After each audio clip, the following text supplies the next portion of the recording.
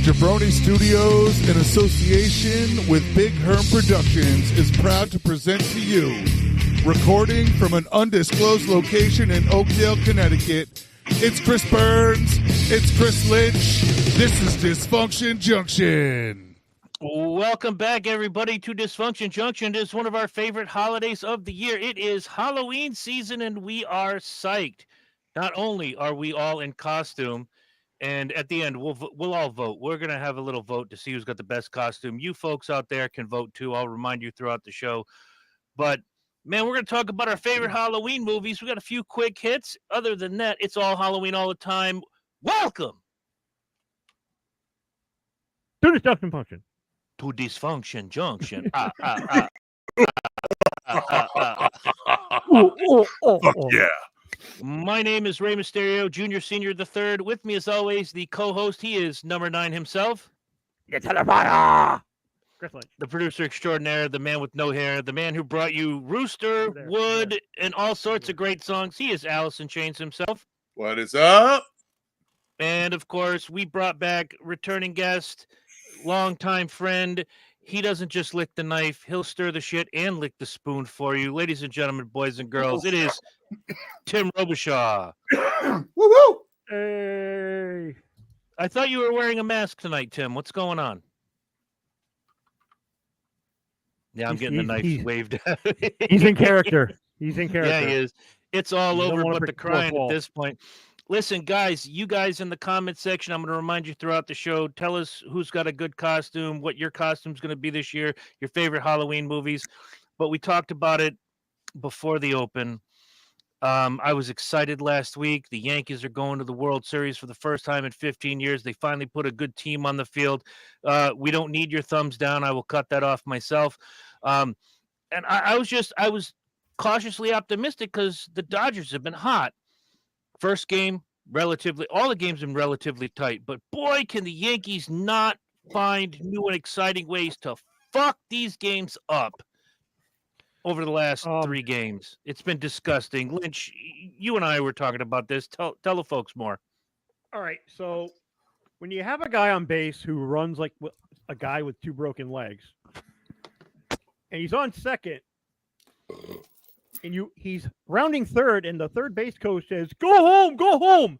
He got him out by like half the base length of the base. Yeah, because he thought he meant New Jersey. Like he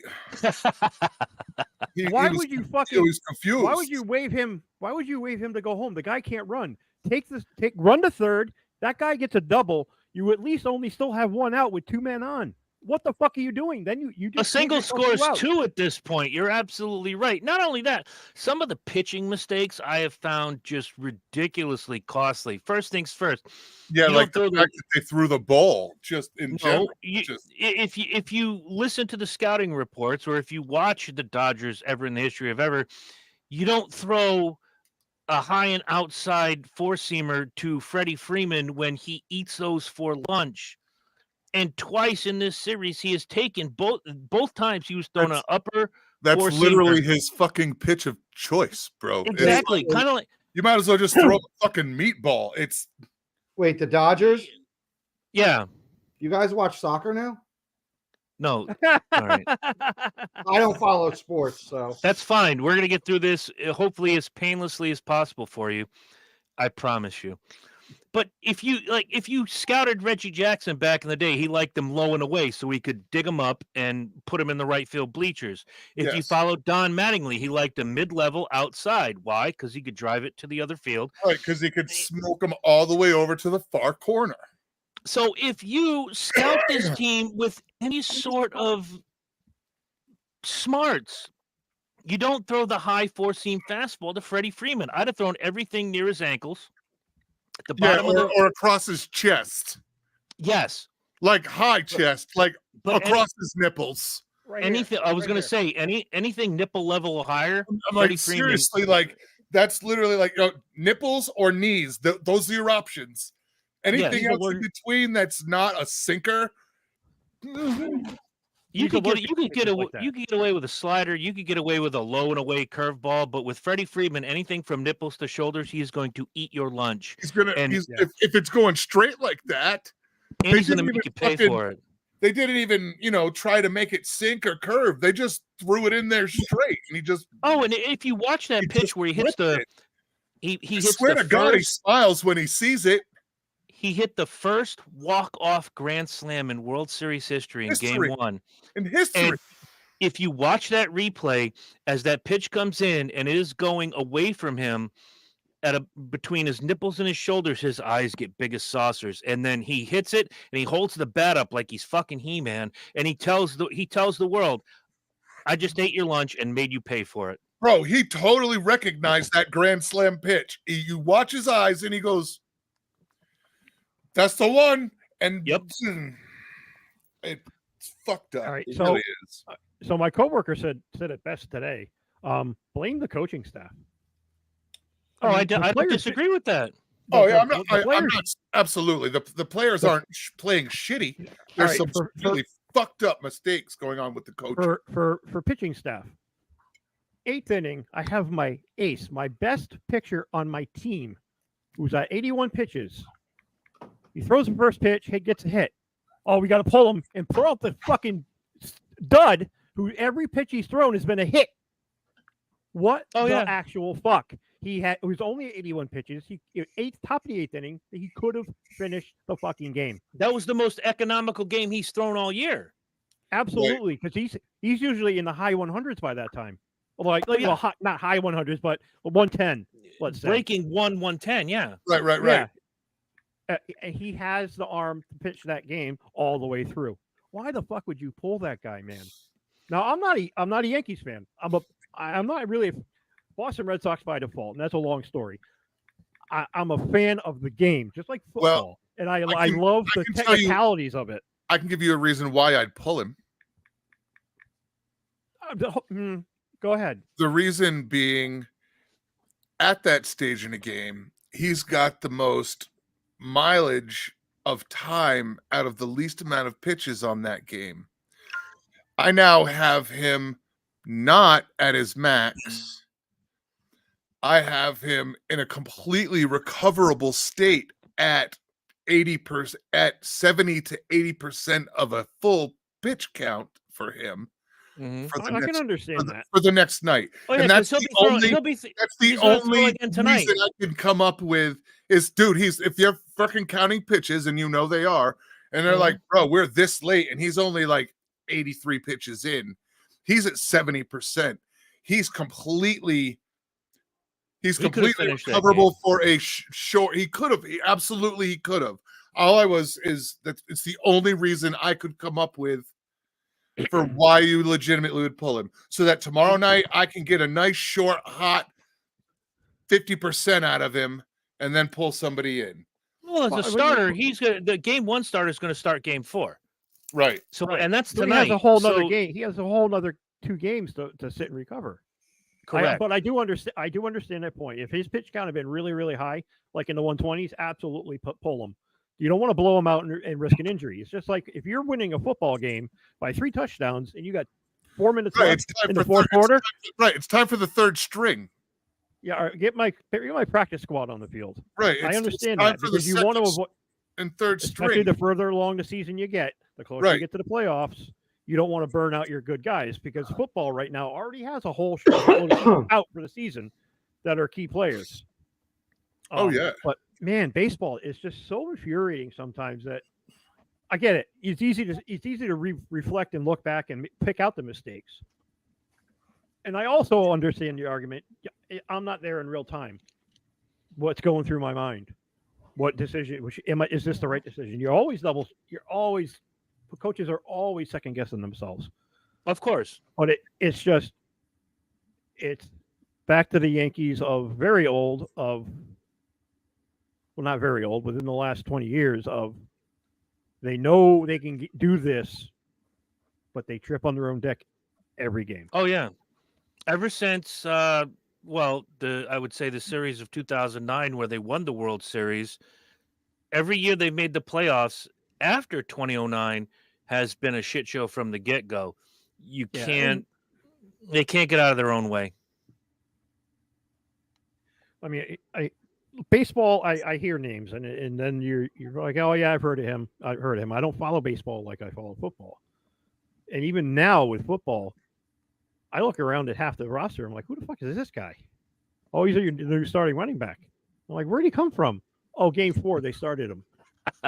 Okay. Originally the University of Mississippi, but what do I know? You know. Real quick about sports, and we'll move on. Have you heard the Jameis Winston pep speeches that have been going around Facebook and TikTok? I've not, and I've heard a lot about them. I want you guys to, not a homework assignment, when you get a moment, listen to him talk. That guy is a born fucking leader. He's a motivator, and he's probably the most positive person in sports right now. Wouldn't doubt it. And then listen to him mic'd up. Because they'll do those games where they mic the players, blah, blah, blah. He's having a good time, but he's a leader. He is a born fucking leader, and he is leading a team who has been in the shit since its inception when they came back, when the Browns became a team again. And they've always been looked at as a laughingstock. I want this guy to succeed. I want him to be a good. I want the Browns to actually matter. Brown lives matter. Anyway, no matter what, my point is, no matter what team he gets traded to. What? I didn't hear you. Viva Raza! Viva Rico! Fucking Brown power, bro. Whatever team this guy lands on, he's going to improve the team just with his attitude. And I applaud him for that. And it's really hard nowadays, especially when they're paying gobs and gobs of money. Deshaun Watson, I brought it up last week. He got booed off the field with an almost career-ending injury. I thought it was classless and just kind of gross. But here we go, facing that. He's nothing but sunshine and smiles, man. That's awesome. I look at awesome. Jameis I really Winston. like that. It is, and to piggyback your point, I look at Jameis Winston when he came up through the Tampa Bay organization out of the draft, and he was really, really good. They didn't give him the weapons he needed. They shuffled him off. Tampa Bay then gets who? Tom fucking Brady, goes to the Super Bowl, wins the whole goddamn thing, and then Brady retires, and they're not shit. They're creeping up again, the Buccaneers, but while they're creeping up, Jameis Winston is making good shit happen in Cleveland. So if I'm a GM, I'm looking at Jameis Winston hardcore. If he's on a 1-year deal, that's the guy I want. Even if you've got I'll even throw it to Atlanta real quick. I've got Kirk Cousins. I got Michael Penix. But Jameis Winston is a guy you want.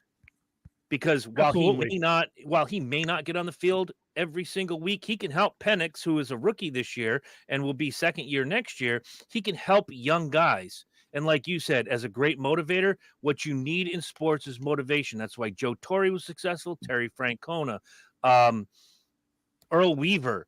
Earl Weaver would fire up his guys by getting thrown out of the fucking baseball game for arguing a call. Watch some of those on YouTube. Oh, absolutely. Oh, my God. That's what you want. You want someone that's going to get up under there and put a fire underneath your ass. Look at some of the hockey players that we've witnessed, too. Gretzky. Oh, yeah. Always had great coaches. Lemieux. Yep. I mean, again, they were just born leaders. Look at the only guy I can't say that about in sports, but in our lifetime is Larry Bird, because he was just a fucking cocksucker. Who? He was Larry Bird. Oh yeah, he was a prick. He was a Larry good prick. Talked more. Look, he wasn't fat. He is the most trash talking. He wasn't athletic. Yes, he was. He talked. Look, this motherfucker walk on the court and get pissed because he only got one dude. There's a white guy guarding him. Yeah. Larry would talk trash all night to someone. Just one white guy? One guy. One right, white that's guy. It. Welcome, Larry Brittany. More shit. Welcome, Brittany, to the viewership. Welcome. Just looking down. She's well known, at least amongst two of us. One, because I met her, and two, because he birthed her. So, welcome, Brittany. Hope you're having a great time. But now, we're going to start talking about the real reason why you're here is our favorite Halloween movies. It is a great time of the year if you're into suspense, horror, whatever the fuck. We're going to go through this, and in only the way we can do it on Dysfunction Junction. We're going to let our guest go first. What is one of your favorite Halloween movies of all time? And you are a movie buff like the rest of us, but for you and Lynch, I think this is going to be your episode. Herm and I are going to stay over here and just chime in every now and again. So me, That's you, Jim. Yeah, go ahead. Yeah, Hey, buddy. start with one of your favorite Halloween movies. you Hello, know, Papa Tim, in the comment section. it's a tie, and it's a tight tie. Okay. Number one would be Carrie, the original, not the remake. Good Number choice. two would have to be Christine, because Ooh. Yeah. they're at the top of my list. The Apocalypse trilogy by Carpenter, which is They Live, Prince of Darkness, and In the Mouth of Madness.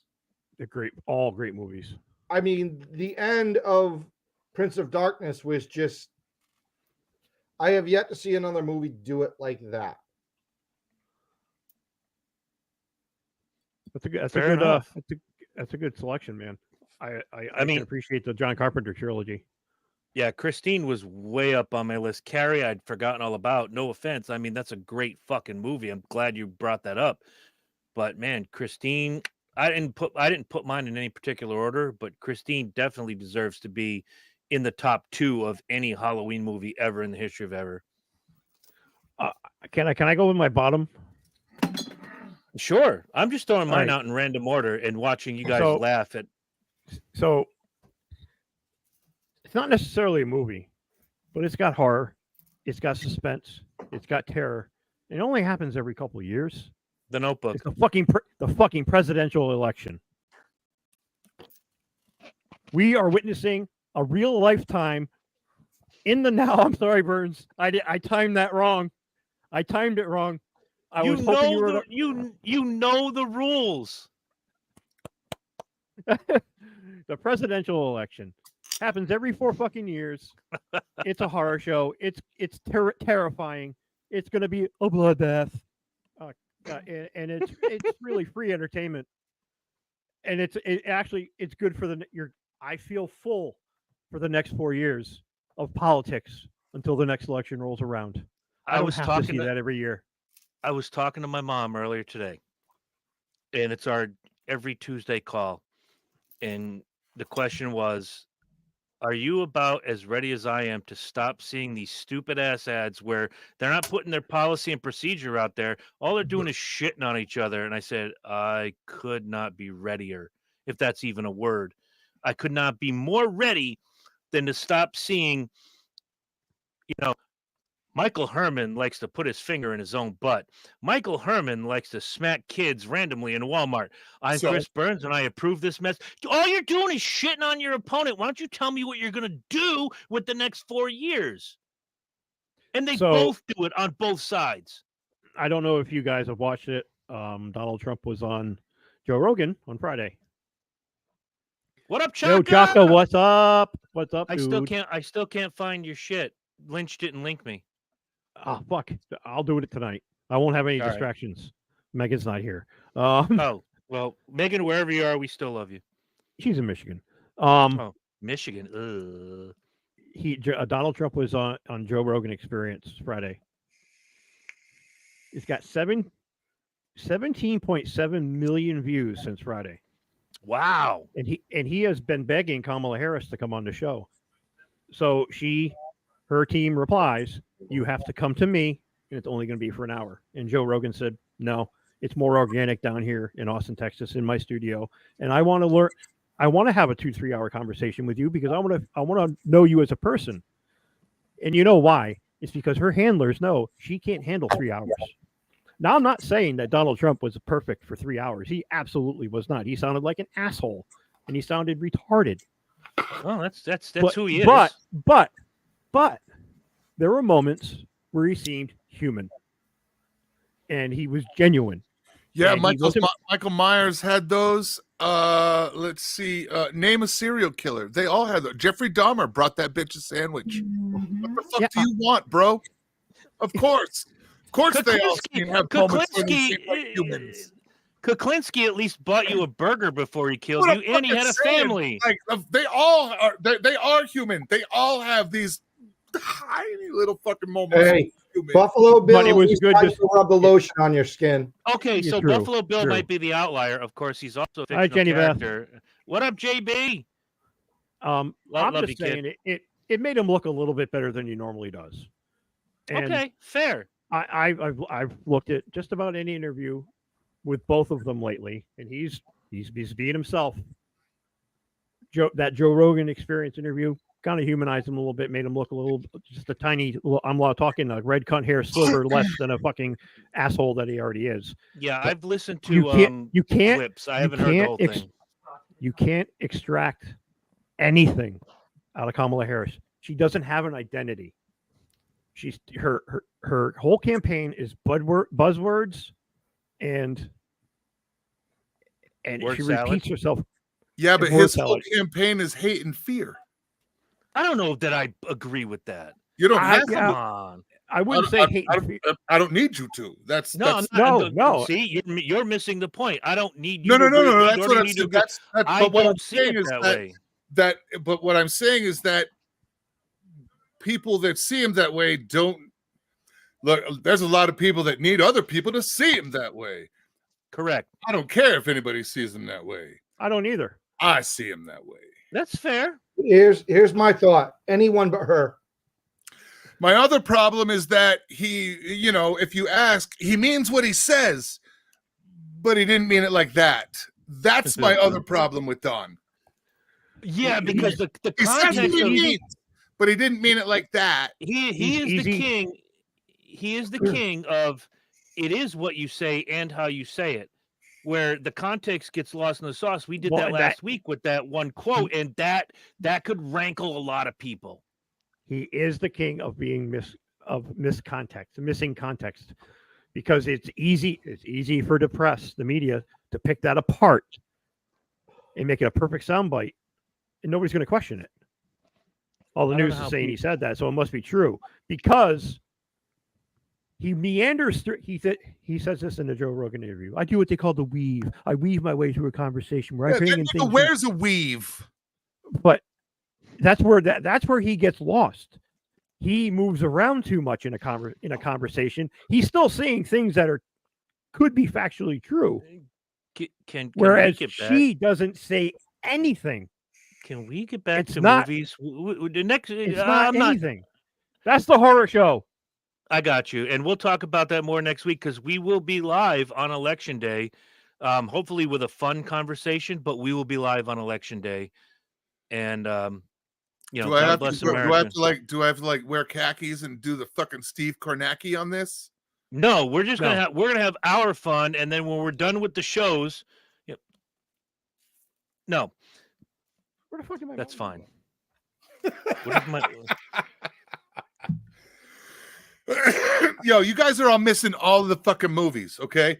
The movies I want on a fucking TV when I roll into a party and it's Halloween, all right? I want shit on the TV like Fright Night.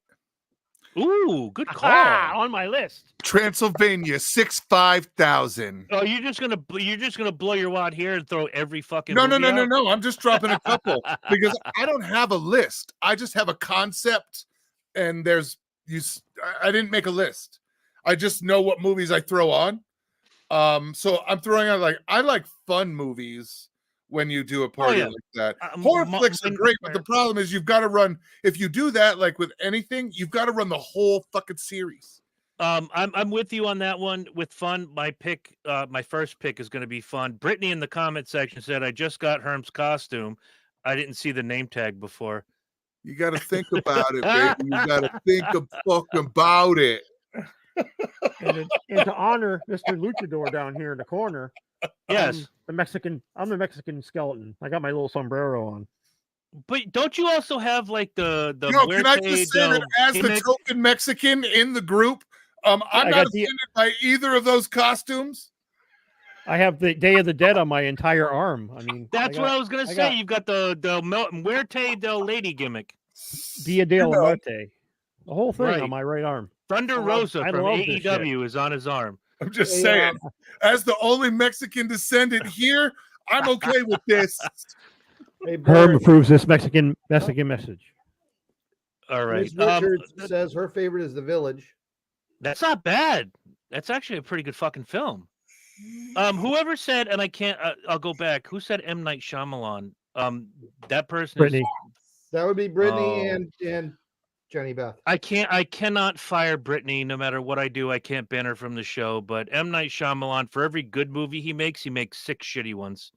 So I'm gonna go. I'm gonna go with I'm gonna let it go. We're having fun tonight. And speaking of fun, if you're gonna have fun at Halloween, Trick or Treat, the original, Mark Price, Doug Savant, Gene Simmons, Ozzy Osbourne, and a bunch of nobodies.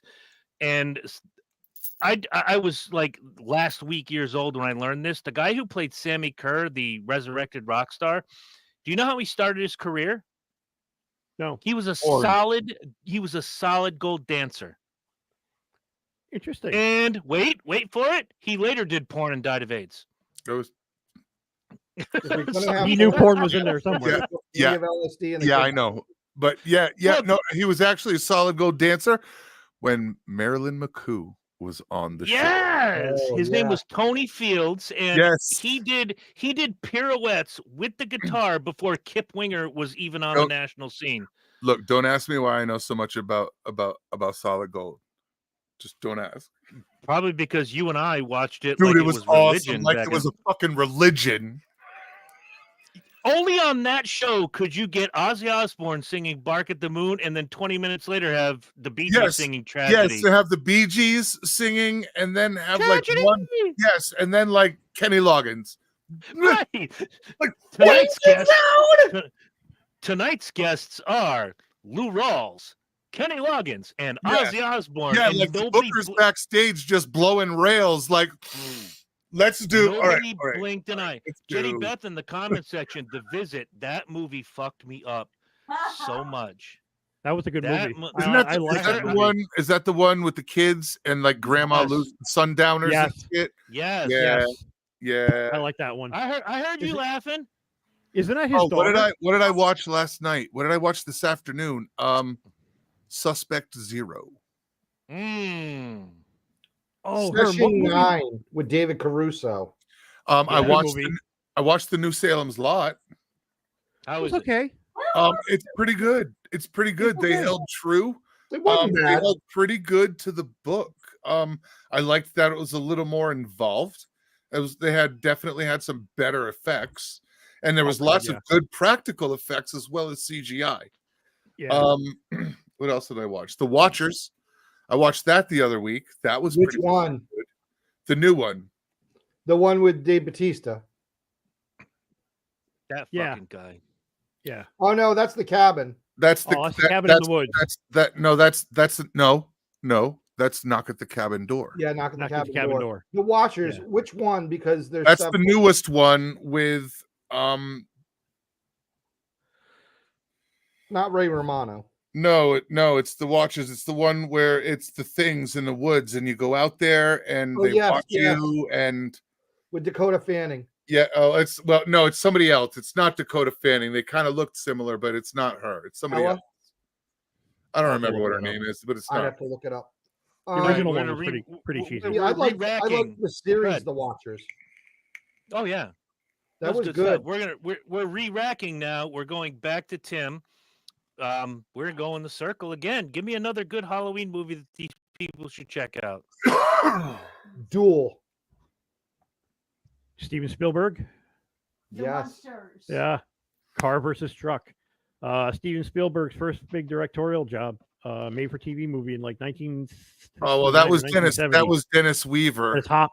Dennis Weaver. Yep. And a truck. In 1949, Peterbilt. Yep. Peterbilt. And it was it wasn't a Dodge Dart. It was a Valiant, actually. Yeah, it was a Valiant. The Valiant. The bright red Valiant. And it didn't have much of a dialogue script per se. It was all the music that made it and all the terror. Oh well, it was all tension creation with exactly the way it was shot.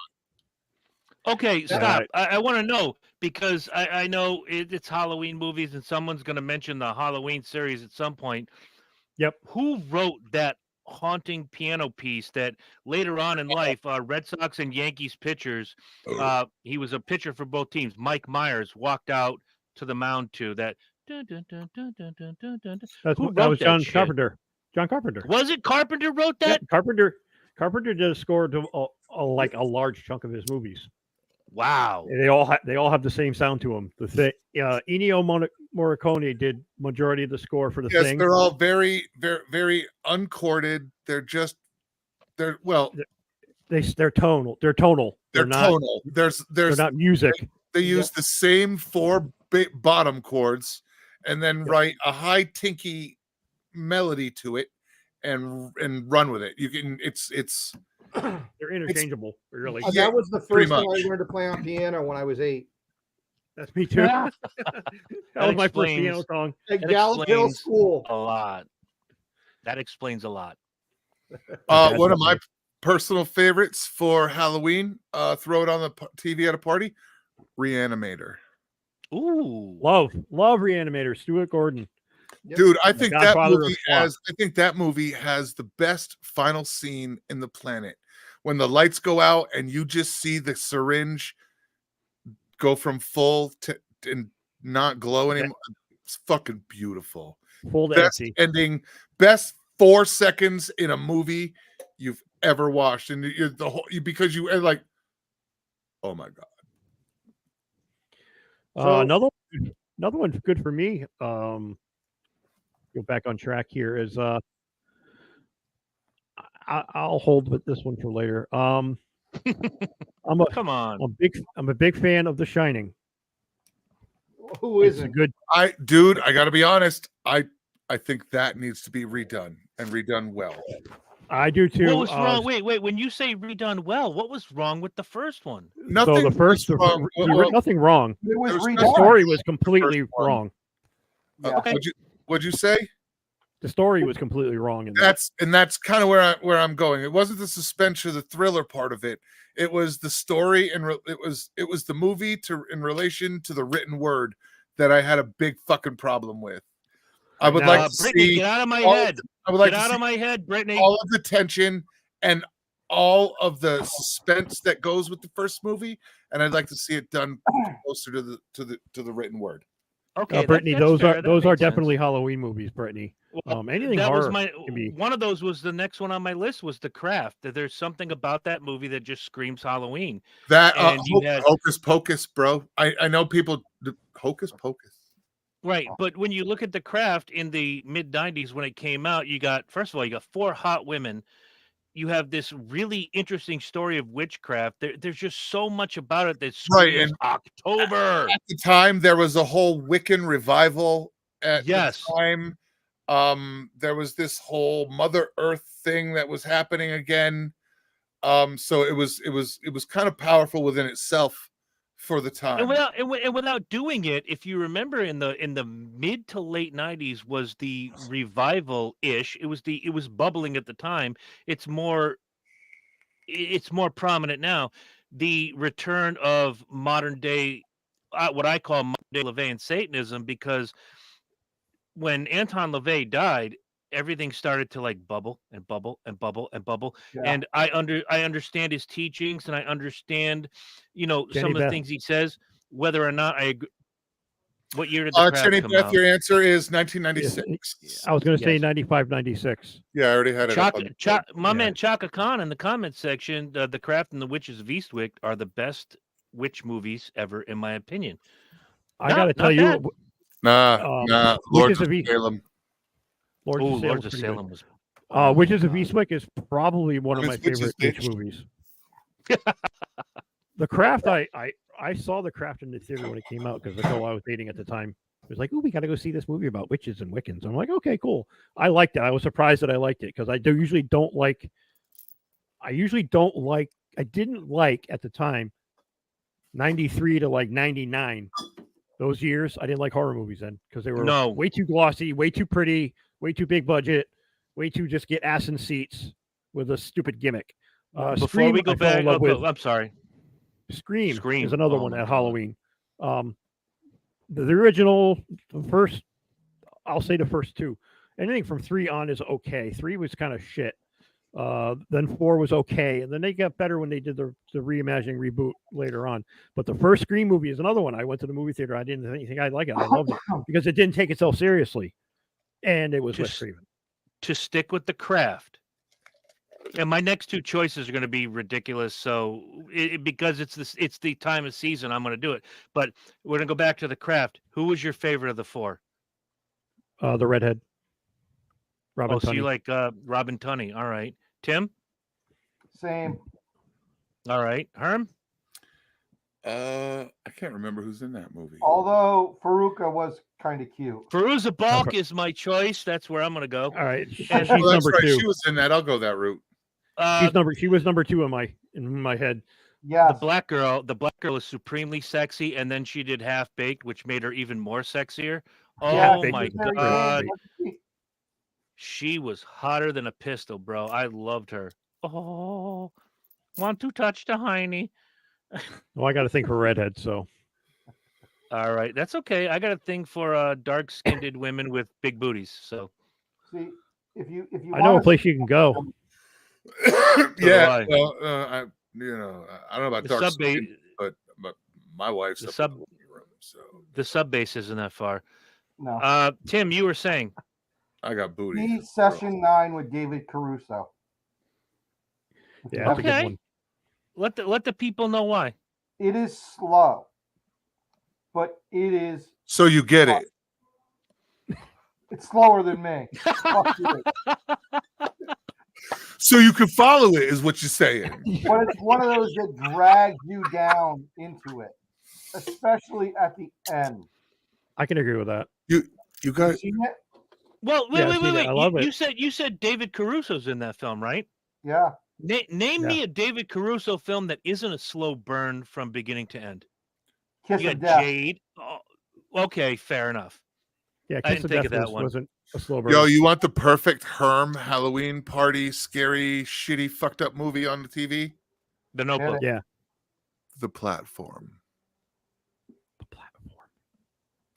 Platform. All right, I got to whip out my machine. Platform. It's the prison, and it's top to bottom, and the platform comes down, and it starts out with this. Google it, watch it, bitch. I'm doing it right now. Google. Because they're coming out with Platform 2, and I'm so fucking excited. Oh, I got to see this now. I'll Google that. Basically a prison, right? And it's from top to bottom, and the very top is the most amazing fucking kitchen. And I get sidetracked in the movie watching amazing shit that they're doing there. All right, because they prepare all these amazing foods, and then they send it to the first platform. The platform goes to level 1, and there gets it, and then it goes to 2, and then it goes to 3. That's the Spanish, right? Oh, no, it's Spanish. No, it's not in Spanish. It's the platform. It's a telenovela. The Platform. The Hold. Spanish thriller film directed by Galder Gaztula Urrutia. So I take it you like the menu too, then, Herm, because of the kitchen. Well, the menu's good. The menu's exceptional. The menu was freaking phenomenal. I remember seeing this advertised on Netflix. Dude, it's good. At first, you're like, what the fuck? And you watch it, and you're like, holy shit. And you get like 15 minutes into the movie, and you forget that you're hearing it all in Spanish and reading it. It's just that and growth. Right? You get it. Oh. So, Maxine, you asked me after I watched it. I want to hear your theory. All right, so here's my theory. Now, I know how they came out, in what order they came out. They come out in chronological order. But I think they're a better watch if you watch Maxine first. And then watch X. Okay. Because you see Maxine, and you only get glimpse of what the fuck happened in her past, and you could just let that go. You know, it's shit that happened in her past, and then when you realize and you watch X, and you realize how that translates into Maxine, it's such a bigger holy shit kick in the chest. It is. I can understand. I can agree with that. I gotta look these films up. I really do. They're great. They're on HB. Are you gonna die? Again? I hope so. It's fucking Halloween. What? Right? Please don't die. But if you're gonna, this is the time and the place. Dysfunction Junction features Halloween movies and a death. And a death. Woo! That weed hit strong. All right, who's Max?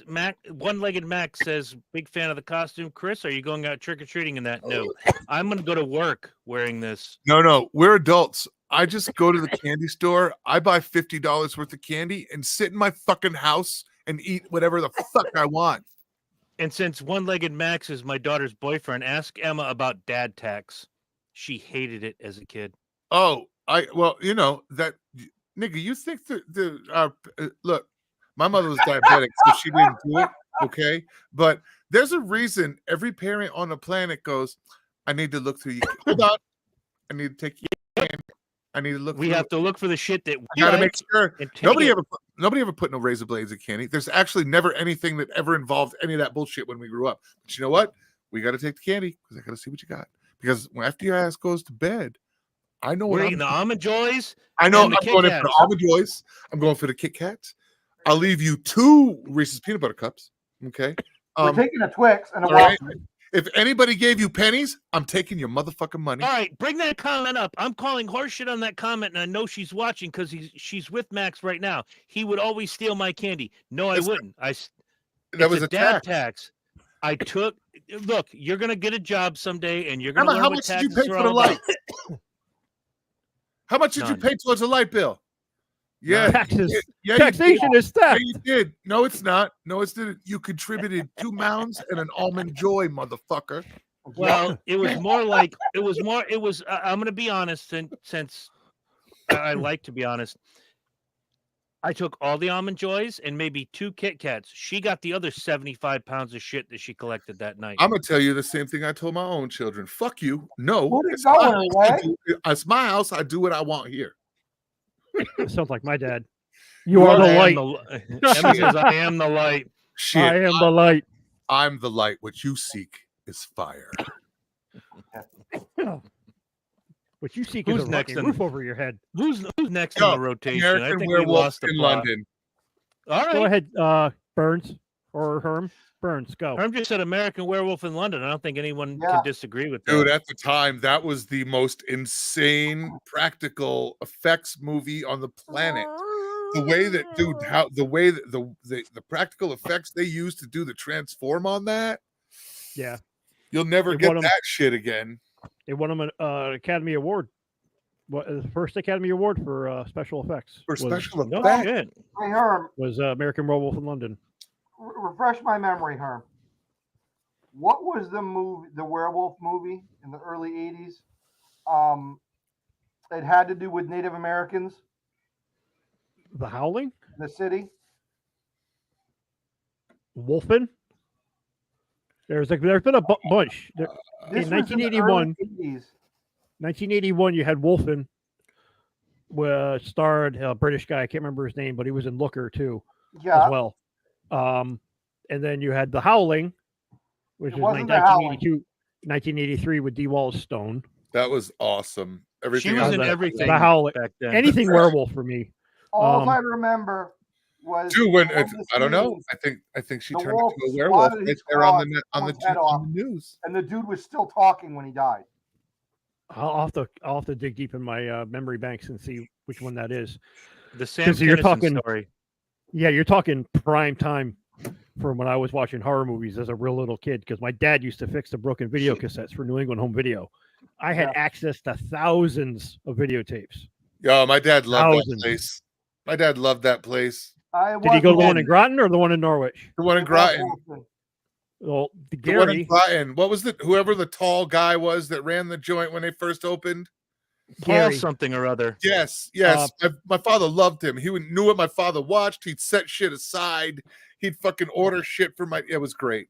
That was one of the best fucking video stores back then on the planet. And kids won't even understand that. It's like it's a personal, like, it's literally like everything that that AI does on your iPod, and it was a fucking person, and he kept track of 400 fucking people at that store. And it's like a chef. I get 500 fucking customers a day, and 50 to 75 of them, I know exactly what's on their plate before they take it. The guy that owned the video store in Gales Ferry, Debbie Cardello's father, when you walk through the door, he knows both because places, he's when it was tracking. the top of the hill and down by. Yes.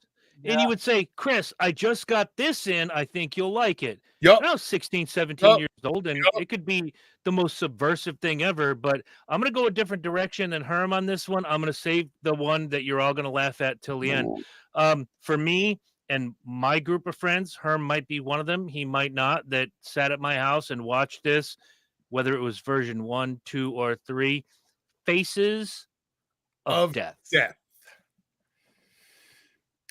You want to scare the shit out of a girlfriend, and we did this one year. I believe I was dating Mary at the time, who I dated all through high school. People die on TV. Oh my god, the worst one being most of it is foreign countries because they record anything. Well, the one that freaked her out the most was happened right here in America was Bud Dwyer out of Pennsylvania, where they showed him shooting himself at a live press conference.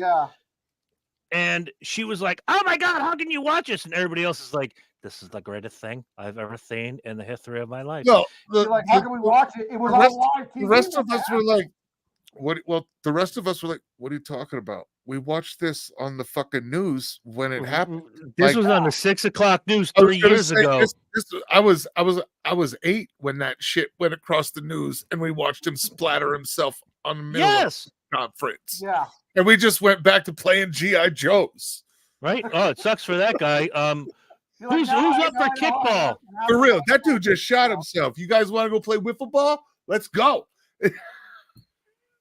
You kids today don't know shit from shit. We watched a man put a gun in his mouth on the 6 o'clock news and blow his fucking brains out live on television to the point where you can see his hairpiece fall off. Blow when the exit wound happened. Off the back of his head and fall like 4 foot behind him.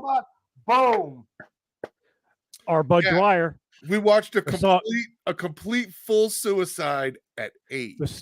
The song that Filter wrote, "Hey Man, Nice Shot." Hey Man, Nice Shot. That's exactly about that fucking moment. It's about our Bud Dwyer, who he came out, for those who don't know, I don't remember what he was, but he was the treasurer for the treasurer for the state of Pennsylvania. And he done. I gotta take the cape off. Yeah, he did some pretty horrible shit, and he came out spending. All right, so children, 2 things. If you haven't sought this video out, find it on the web and then watch the documentary Honest Man. You'll learn so much more about Bud Dwyer. I don't think he was guilty, but then again, he must have thought something because put a gun in his mouth. Yeah, right. I think, Chris, it was one of those situations where he knew he was innocent, but there was no way they were going to let him go. Did you know the loophole? They needed a scapegoat. Did you know the loophole? Which I learned this watching Honest Man, the documentary. As long as he dies before he resigns officially, his family gets all his benefits. Oh yeah. So he never officially resigned. He does this press conference. They're all thinking Bud Dwyer is going to resign. No, like, okay, Tim, you get this, and Lynch, you get this, and Herm, you get this, and in the process of doing this, bang! Yep. His wife is covered. Well, that is a smart man. The thing is, like, no one in the press conference knew, even when he was handed the envelope, and the first words out of his mouth were, hold on, wait. This could hurt somebody. The podium, and then he pulled it out of the envelope. Boom. Yep. That's fucking. It was fucking crazy. That was the first time I saw that was in Faces of Death. A lot of Faces of Death was special effects from other movies that they intercut too. Yes, it was. So it was a lot of Italian horror zombie films that they had some really grotesque graphics in. So a lot of about 30% of it was actual death of real people. The other 70%. The guy who wanted to do the buried alive Houdini gimmick and he did it in a lucite container. And when the mud got too heavy and you just saw the dirt go, they knew he was cooked. They knew. Yeah, and there were other versions of that. They knew that floated around. Traces of Death. I saw that one too. It's like the Face of Death. It's so Traces of Death is like if you bought Faces of Death off of on Wish. It's fucking horrible, bro. It's the worst shit. What was the website that used to have all that shit? Rotten.com. Rotten.com, yeah. You could order all that shit. And just horrible things like that's where everybody found the blue waffle. Yep. Right. Before we re-rack, I want to say, you Mexican folk out there, I don't know how you do this. We are now going on 52 minutes of me being in this thing, and already I want to throw it out the goddamn window. I can't keep this on my head. Rey Mysterio, La Parca, all you guys, God bless you, because this will be the last time I wear this for any length of time. You're gonna burn. But I got to do it again at 8:00. So, fuck. Yeah, but if you have an original copy on VHS of the first pressing of Faces of Death, you gotta admit, because a lot of those were thrown away when they were banned. No, you don't, because they're now on Amazon. They're all on Amazon now. I told you guys that 3 weeks ago. I know that, but if you have an original copy, what I'm saying, it's worth a lot. Oh, okay. I see where you're going. Like one of the original VHS copies. If you have 1, 2, or 3 original VHS, and it was everything on after the RCA 3 was garbage. It was on the RCA Select Division too. The first one was. That's worth a lot of money. Wow, that's worth a lot of money. Okay. So yeah, let's re-rack. All right, Tim, give us another Halloween movie that people should seek out.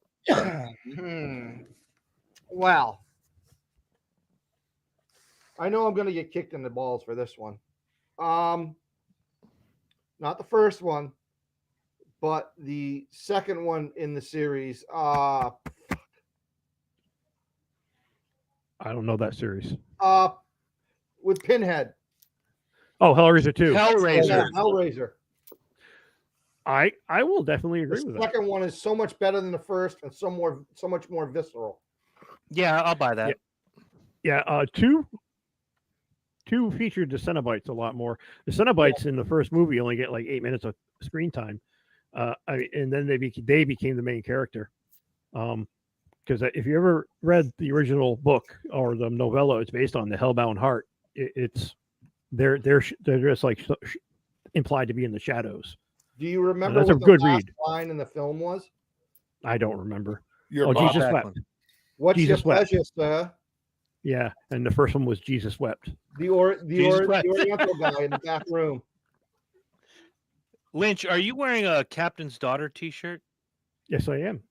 Nice. Captain's Daughter. What a great fucking beer. If you're old enough to drink, try Captain's Daughter. It's fucking fantastic. It's it was a good brewery. It's a very good brewery. They have some good product. Right here, local. Daughter. She's awesome. What's yours, Lynch? Yeah. Mary was the captain's daughter. I did pretty well. That's kind of where I was going, dipshit. Try the captain's daughter.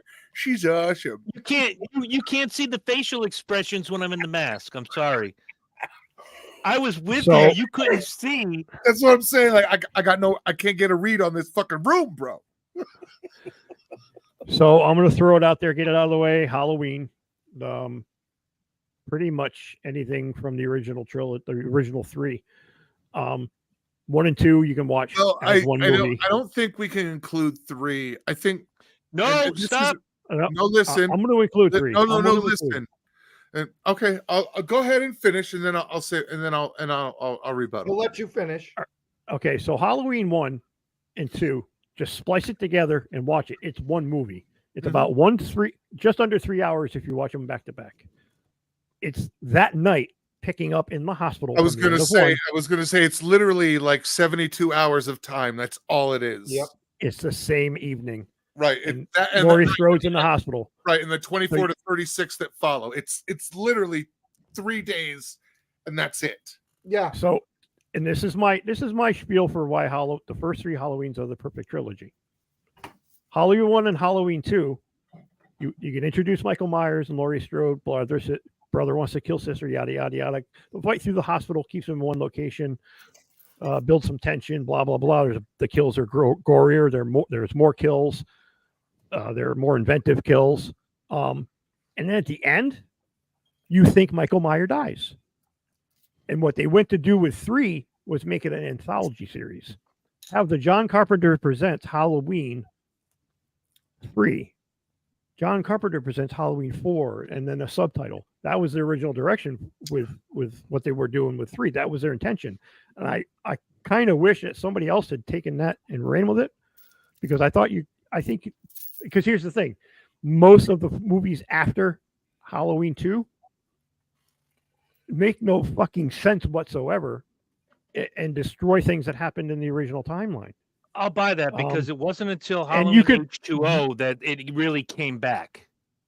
H2O was the 4th movie. Yo, congratulations. 1, 2, 3, H2O. Why they gotta kill Busta Rhymes?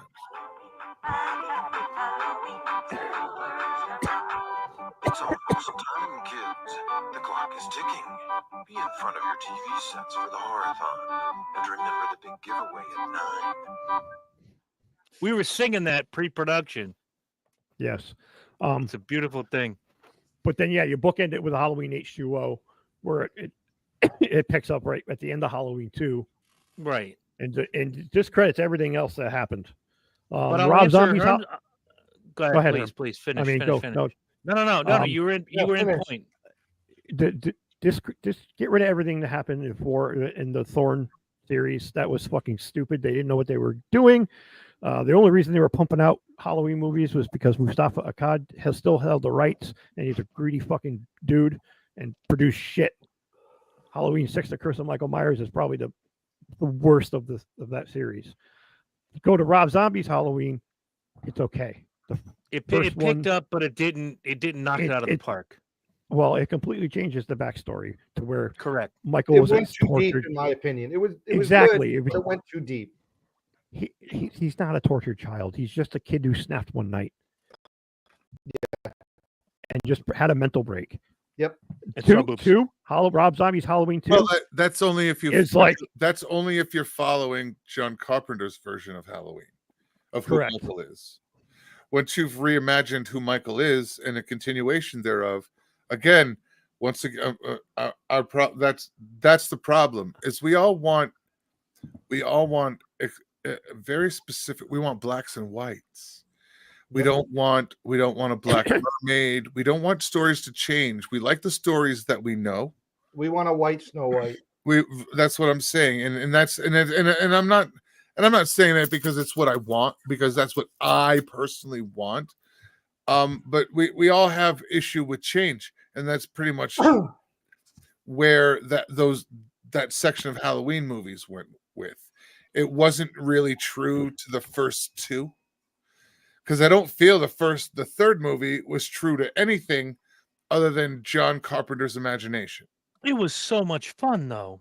I'm not I'm not discrediting the movie. I don't think it needs to be thrown out. I watched the movie; it's excellent. I think that movie stands alone. I think that movie has to be removed, literally only because the story of Michael Myers has nothing to do with that movie. Exactly. So if you're saying that Halloween 3, the Season of the Witch, were named anything else, you'd be happy with it. Yeah, and that's my point. No, I'm perfectly okay with it being Halloween, the Season of the Witch. The fact that it was Halloween 3, the Season of the Witch, but didn't involve the original story was my issue. If they had just called it Halloween, the Season of the Witch, that would have been great. I don't have another fucking problem with that movie. It completely stands alone. It completely stands alone on itself. If you've because it has nothing to do with the other 2. If you watch that movie, it is its own entity. You only know that John Carpenter, the guy that wrote these other 2, have something to do with this. So the horror and the shots are going to be similar to the way he wants and he does them. But I still want to see a kid put on a mask and a fucking snake comes out of their mouth.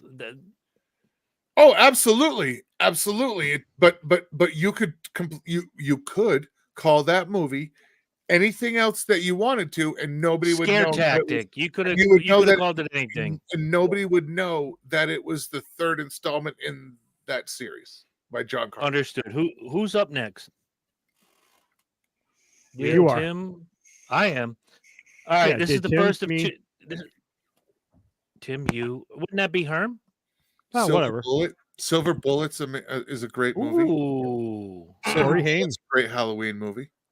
Yeah. All right. I'm gonna get. This is where I get shit when Herm's done. Sorry. What else? Critters is a great Halloween movie. That's an interesting choice. Yeah.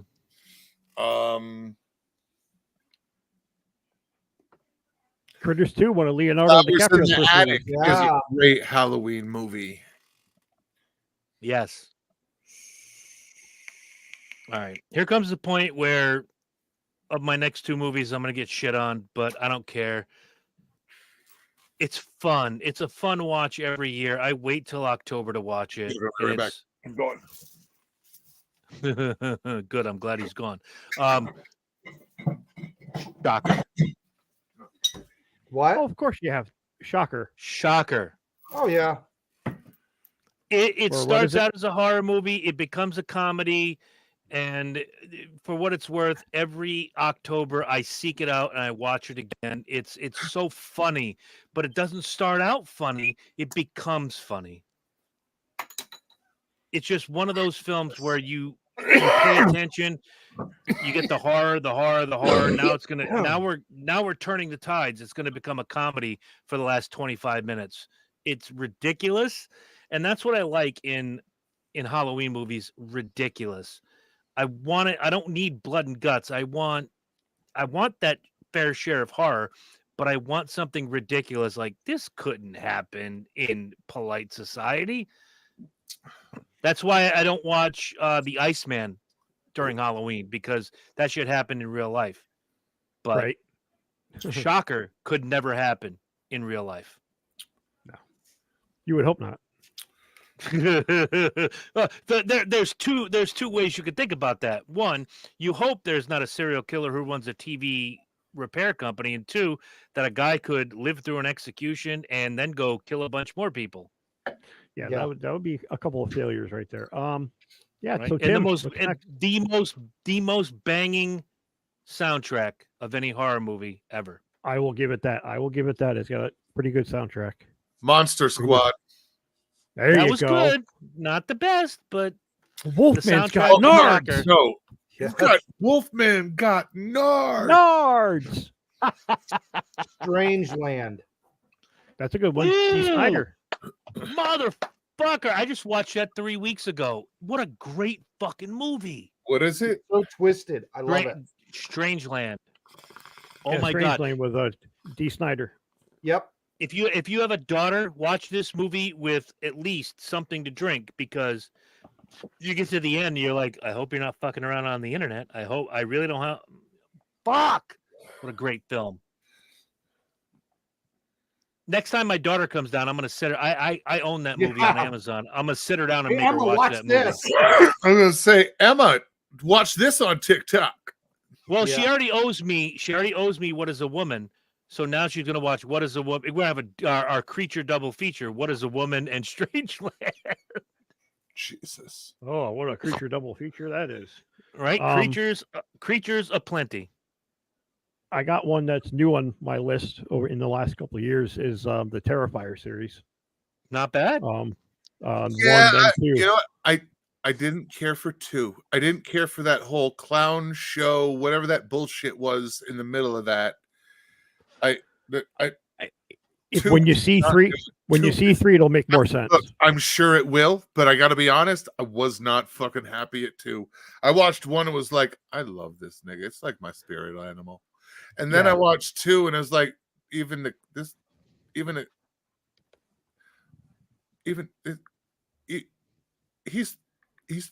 ours too crazy. Yeah. For me, it's love the visuals. As far as I mean, 1 was a tough fucking watch when I first watched it with the hacksaw scene. That was a hard watch. Dude, the glass scene in 3. Yeah. I need therapy. With each movie, it's just how can he top this? Then you watch 2, he's like, Right. oh, you were holy shit. Then you watch 3, the Then first you 10 watch minutes, 3 and you're what like, the this, fuck? you're like, this. Somebody needs to like put this guy away. Like who? Like this Art the Clown guy? No, the nigga coming up with these fucking ideas. That's who. So for those who don't know, Art the Clown is the main antagonist in the Terrifier series, and the lore is changing as the movies progress because now he's just something that can never die. He's eternal, so that makes it really good, setting himself really good for number 4. Right, and he comes up. He's a manifestation. He's not an actual being. It's a manifestation, and that's straight up of evil. It doesn't matter what evil. you do to him. It's a manifestation of all of us. Jason Voorhees, Michael Myers, come on, Freddy Krueger. It's the same. I'm not saying it's a rewarmed gimmick, but in those movies, Lynch, and I'm going to go with you on this one. No, it's not. It's not. No. Hear me out. Hear me out. I'm listening. You're taking the premise, but you're ramping it up to 10, and you're making believers, because none of us believe that Jason or Freddy could live through all that bullshit, but you believe Art the Clown could. Right. The difference is that with 3 and with the Terrifier series, where you figure it out that they never killed Michael. He always comes back. They make a new movie.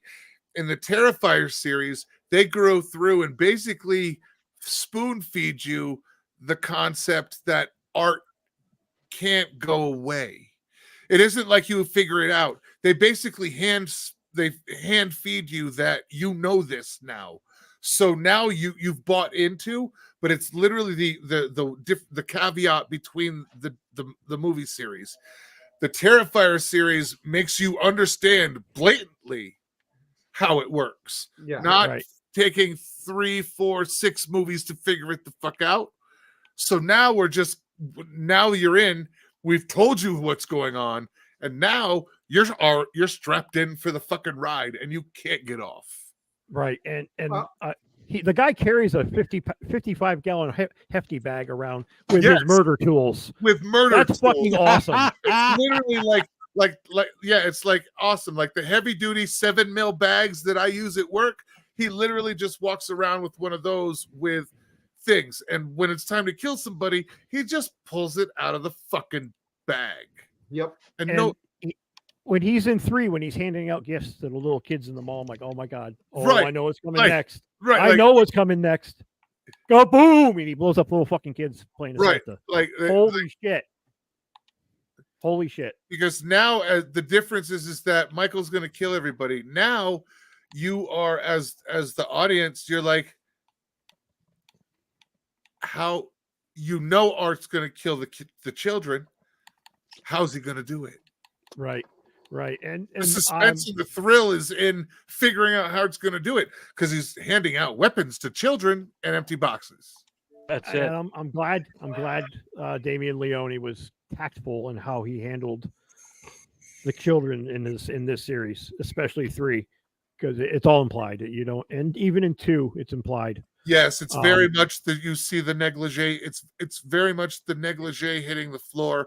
All you see is splatters. You do not see actual violence on it's a theater of the mind. It was done extremely well, and if you want to see extreme violence on a person, period, just watch Warning, but get to the hacksaw scene. That's all I'm saying. All right. Now, but anyway, this is the part. Before you do, this is the part where my 2 gimmick limit has reached its thing for the Dysfunction Junction, and we are going to Arizona lemon tea, and it is still only 99 cents. You may continue, Senor Robishaw. Let's go to the Wayback Machine. The cars that ate Paris, also known as the cars that eat people. Holy shit! That's a creature double feature. I had to double check to make sure that I wasn't dreaming it, because I remember that one when I was a teenager. They used to show that on channel 56 or 38, Yes, whichever one did the creature double feature. 56. It was out there. 38 WVIT did one, whatever it was. You got two channels fucked up. WVIT was channel 30. You're right. 38 You're right. was You're right. 38 SPK, but yes. you're talking about WLVI channel 56 creature double feature on right after Championship Wrestling. Yes, on Came Saturday. on at 2:00. Yes. Yes.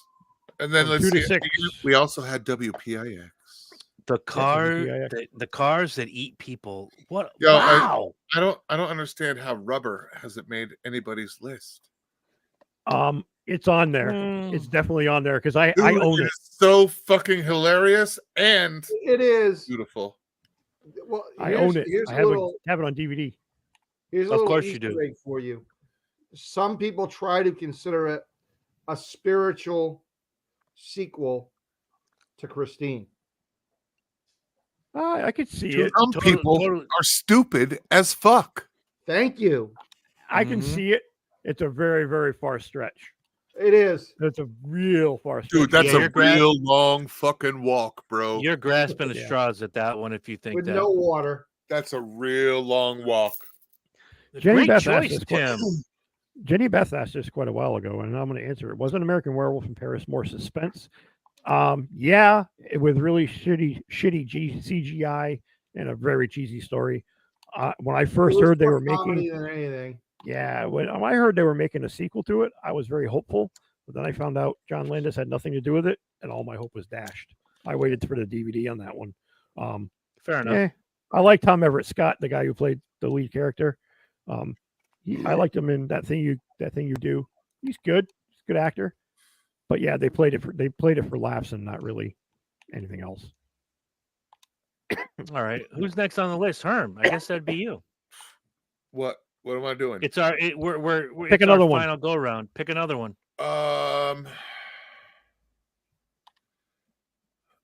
Let's see. Fucked up.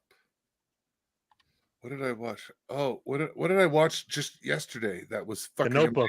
amazing. No. Why do you keep saying that? I watched that years ago when I was drunk and it was just on TV. I didn't actually know I was watching. And it's, Some and people- it's still And to be honest, and honestly, and I can say this, it's 2020 motherfucking 4. The Notebook is as an extremely happily married man, that it's fucking beautiful. Straight up.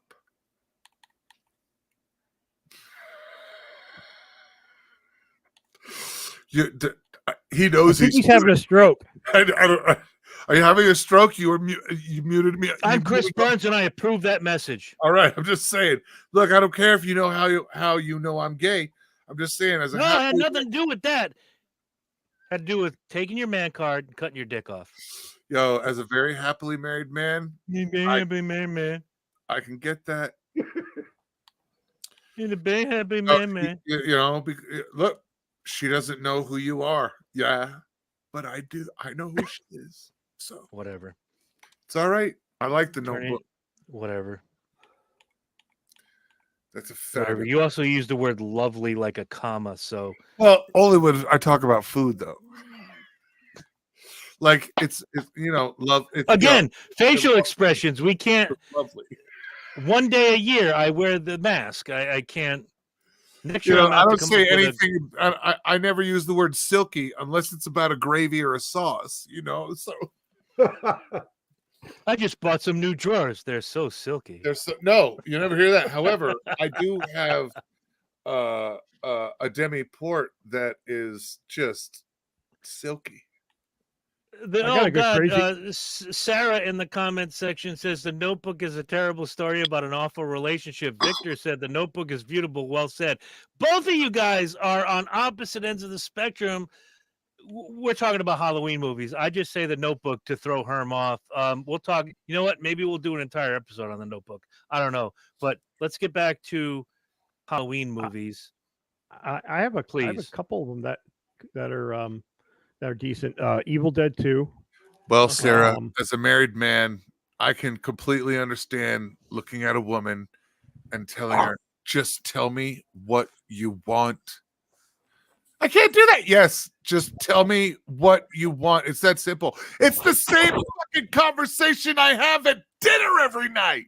I'm Chris Burns, and I approve that message. Motherfucker, I cannot listen to you spew that bullshit anymore. Another new one on the list could be Five Nights at Freddy's. Five Nights at Freddy's. I thought that was I have not seen that yet. I've wanted to. You gotta watch it. It's worth the watch. The original Candyman. The original Candyman.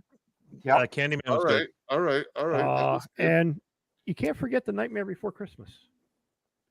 Somebody else brought that up recently in the comment section. So good on them. Let's see.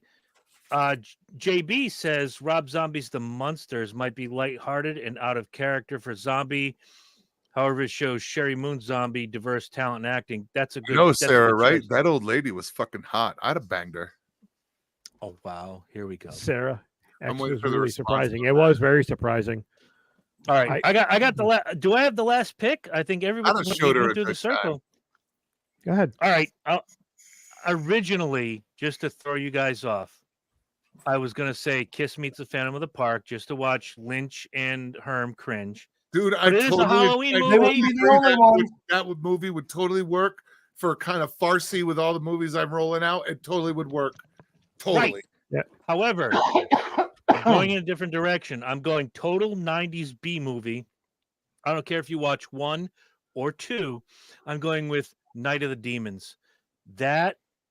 Those two movies fucked me up, and I think Herm and I, when we were rooming together back in 1862, watched both of those on VHS, and they were, oh my god, they were the goriest horror movies I'd seen at that time. Horrible ass shit. Horrible acting, but the gore was fantastic. Yeah, it was. That's one of my favorite series from that era. Sarah, yes, Nightmare on Elm Street. How can you forget that? The original, just number one. Just number one. Everything after number one. Dream Warriors. Oh, I was gonna go the next one with Vinnie Vincent. Love Kills. Oh, you were going to 4 with the Dream Master. All right, with Vinnie Vincent. With Johnny Depp. No, yeah. Yeah, there you go. Yeah. All right. With you, Lynch, you said Five Nights at Freddy's. Yeah. I feel like they tried to rush out Willy's Wonderland to compete with that. Yeah, you know what? I agree. I think Five Nights at Freddy's is not a perfect movie, not at all. But it's not a bad movie. It's fun to watch because it's pretty. It's very pretty. Yeah. It's visually stunning. It's beautiful. Beautiful. Sarah says in the comment section there's a new Nightmare coming out. Why am I today years old when I heard this? I haven't either. I hope Stop they pick the right person. Put that away. Herb. My eyes. That's the new Nightmare. That's the new Nightmare right there. Oh, he is the new American Nightmare. I really hope, Sarah, they picked the right Freddy Krueger. I liked the guy they picked, Jackie Earle Haley from Bad News Bears for the reboot. They wrote him wrong. I think his portrayal was like his look was perfect. All right, look, I'm going to say this right now. I'm going to throw this out there. All right, and I don't know if anybody that's watching could make it fucking happen or make him see it, but I think Rob Zombie needs to make a new movie, and I think I need to be the new motherfucking Sid Haig. I'm just saying. All right, I would buy that. I'm just saying. I would buy that. Rob Zombie. I've lost some weight, so I look much better and more truer to fucking his size. And I'd like Rob Zombie to just, if anybody's out there, like, come look me up because I can do it. All right. So all you guys that are out there, as we come to the final minutes of the show, we're asking you, the people, to vote on who had the best costume. In the bottom right corner, we have Father Tim, who, when he puts on his mask, he's Father Myers. Right above him is the Mexican Clown.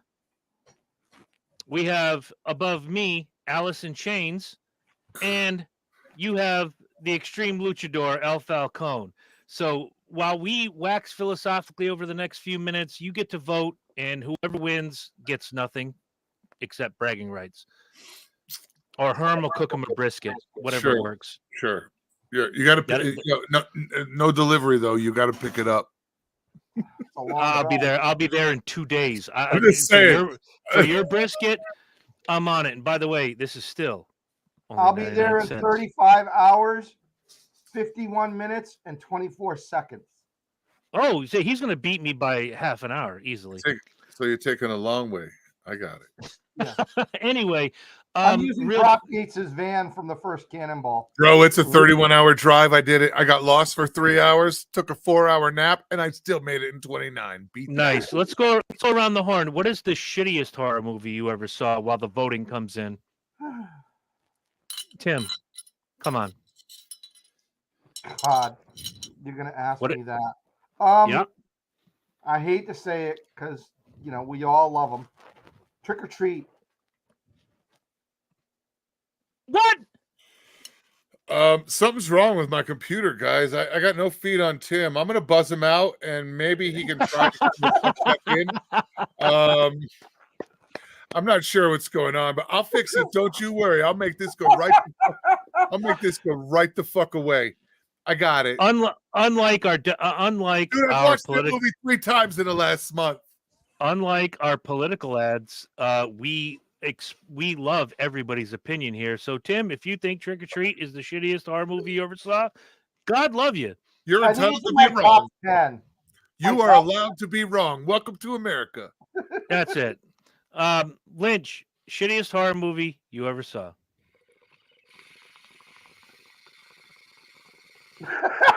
Look at him.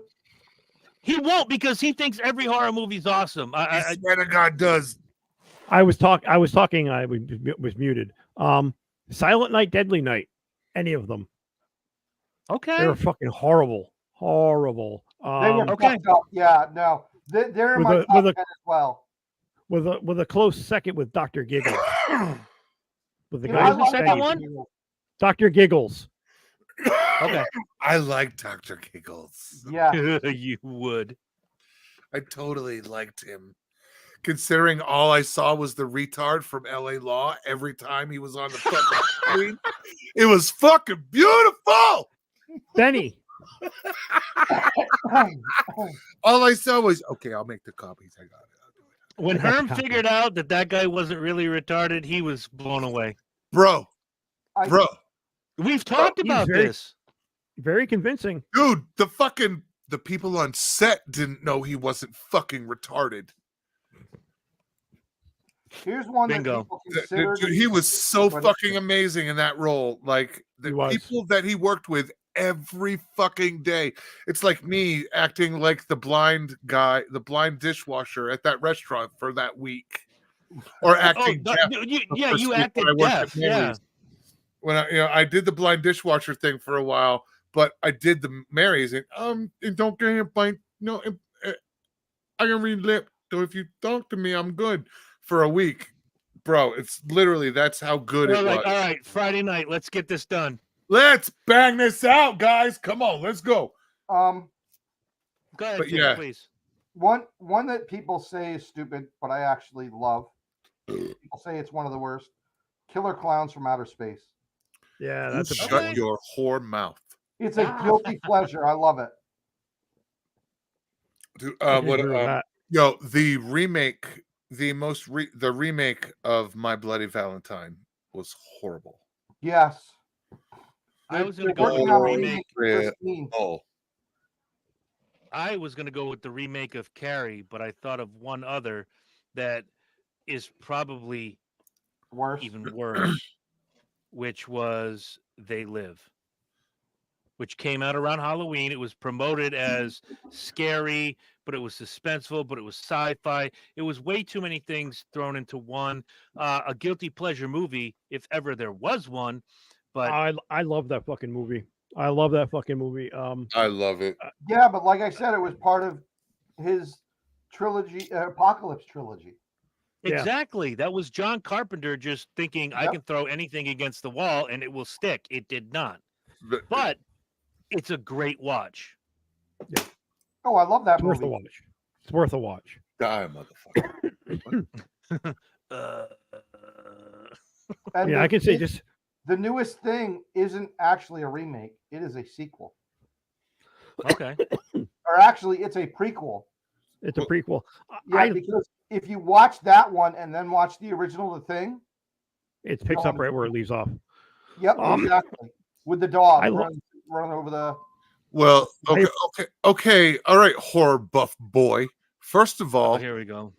That version of The Thing was a remake. Shut the fuck up. It was not a remake. It was a prequel. Yes, it was.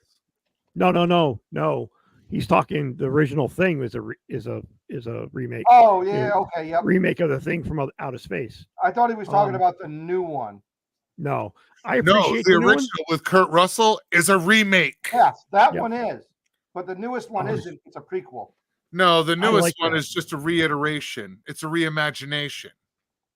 If you watch the end of it, it picks up where the Huskies the newer, the 1982 thing. It's a prequel. I appreciate that movie for taking a stab at it. I really wish the studio hadn't ordered all the practical effects cut out of the fucking movie and replaced with CGI at the last minute, because I saw photos of the practical effects and some behind the scenes, and they're fucking incredible, absolutely incredible. And the studio's like, nah, cut that all out, replace it with fucking crappy CGI. Yes, but at the time, CGI was the big thing, and at the time, it was cheap. And it looks it. But I could have done better with fucking. Come on, Lynch, Microsoft Movie Maker. Lynch, calm down. Calm down. As an audiophile, you and I both know that when they brought the CD out and touted it as the most amazing thing on the planet, it almost ruined music. It did. It sounded like everything was in a tin fucking can. And the same can be said with streaming. And that was streaming media. The first CD is no more than CGI in that movie. It was right. Like CGI in 1994. Have you watched the Money for Nothing video? Yeah. Oh my god. That's why the moon landing is real. Yeah. Marsh. Yeah, that's it. That's what I'm saying. CGI in 1984. Mm-hmm. Yeah, Money for nothing, and your chicks for free. Right. That's so what? So the best they could do is make Howard the Duck talk. Right. That's it. That's the best they have. All right, ladies and gentlemen, we're done here for the night. We only got one vote, which means I am the winner. Chaka says I have to go with Rey Mysterio because you left that mask on the whole time. I only came to give you my face to say thank you so much for watching. Do you even know what the neck power required to hold this many fucking chains on your neck? I only got one chain, so you might win on the chains, but literally I have 30 pounds of chain around my neck. Chain of fools over there. Thank you, Tim, so much for coming in and talking Halloween movies with us. We appreciate it. We'll bring you back for the Christmas movie episode. Ooh. Because I'm sure we all... Silent Night, bitch! On that note, if you like us, check us out in a half hour on the Speed Review. Herm and I, along with Corey the Stat Boy and Big Duke, we're going over all things Homestead, Miami. Even if you don't like racing, come learn something from us. Yeah, we don't give a fuck. Come and watch anyway. That's right. Lynch does. Why shouldn't you? I watch. Tim, thanks again, man. Appreciate it. Thank you, Tim. Not a problem. Thanks for having me. We'll see you guys next week with a fun topic. Don't forget to get out and vote next Tuesday night. The real horror show in America. Truth. I took a huge shit. He was huge. Huge shit. It was the best shit ever.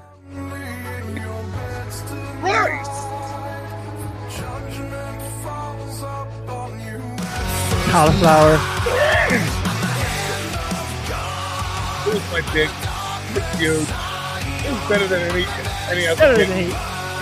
Nobody has to get like mine.